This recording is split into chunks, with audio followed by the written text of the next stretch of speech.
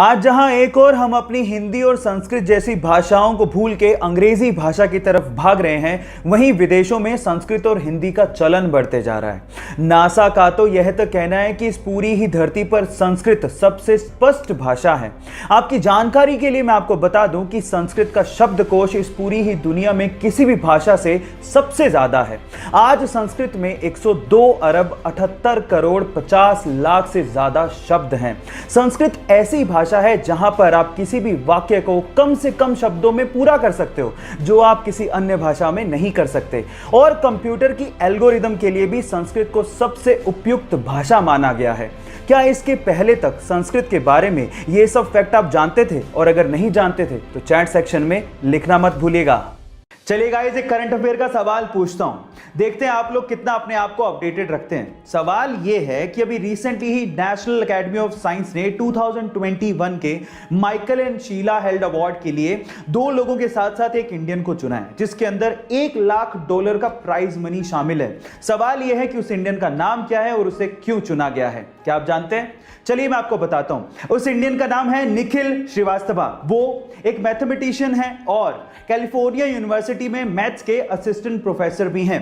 वो काफी समय से रामानुजन ग्राफ और बहुत सारी मैथमेटिकल प्रॉब्लम के ऊपर काम कर रहे थे और उनके काम की वजह से ही मैथ्स में बहुत सारी प्रॉब्लम्स का सॉल्यूशन निकाला जा सका है। इस वजह से उन्हें अवार्ड दिया जा रहा है। गाइस, है ना अमेजिंग फैक्ट? KGF और यश की दीवानगी सर चढ़ के बोल रही है और उसी का आलम यह है कि KGF चैप्टर 2 के टीजर ने YouTube पे एक नया ही रिकॉर्ड बना दिया है। जी हां गाइस, महज 2 दिन के अंदर 100 मिलियन व्यूज और 6 मिलियन लाइक्स के साथ ये YouTube का अब तक का मोस्ट ट्रेंडिंग टीजर बन चुका है।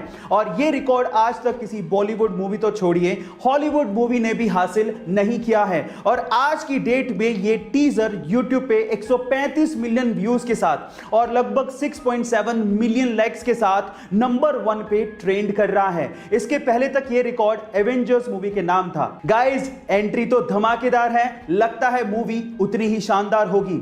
आपका इसके बारे में क्या ख्याल है? चैट सेक्शन में जरूर लिखिएगा। साल 2018 में आई एक साउथ इंडियन मूवी के बाद लोगों की जुबान पे सिर्फ एक ही बात थी कि मार्केट में एक नया सुपर हीरो आया है। उस मूवी का नाम था KGF चैप्टर 1 और हीरो यश, जिनका असली नाम है नितिन कुमार गौड़ा।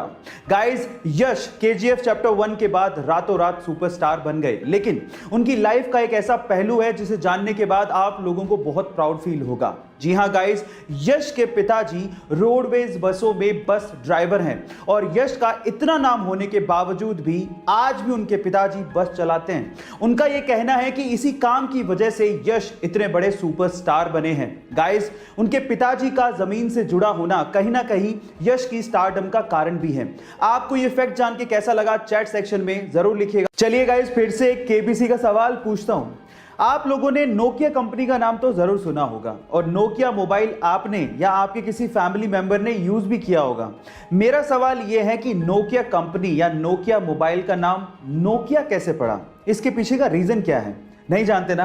तो चलिए मैं आपको बताता हूं। इसके पीछे का रीजन ये है कि नोकिया फिनलैंड का एक शहर है और ये वही शहर है जहां पर नोकिया के मोबाइल बनाए जाते हैं। इनफैक्ट नोकिया शहर की वजह से नोकिया कंपनी या नोकिया मोबाइल का नाम नोकिया पड़ा।